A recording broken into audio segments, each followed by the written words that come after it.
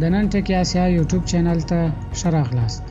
که دا ستاسو لومړی راتګ وي، هیله ده زموږ په چینل کې اشتراک وکړئ او د څنګ بټن یې هم ووهئ.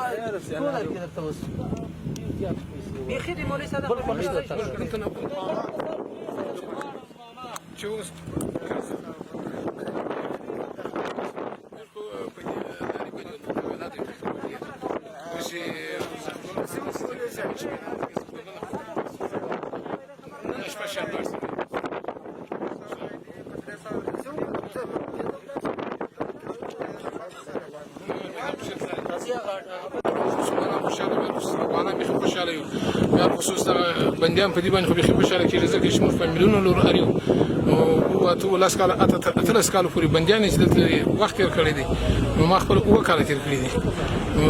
دغه جرم مې په اشتباه سیاسي دی او اعدام نن الحمدلله شکر ازاد شوم. په دې باندې خوشاله یم. ټول افغانان ته په دې باندې مبارکي وایم چې د بندیان ازادي دا باید ټول په دې باندې خوشاله اوسو او الله دې زموږ وطن ته یو ښه سوله راوړي. خوش هستم که یک صلح و یک همبستگی افغانستان یک آرام شود.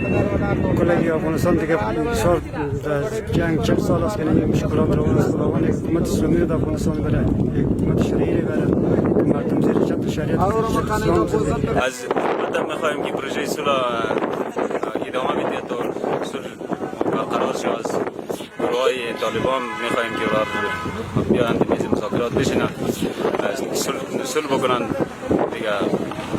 امیدوار هستیم که یک آرامی بیاد دیگه.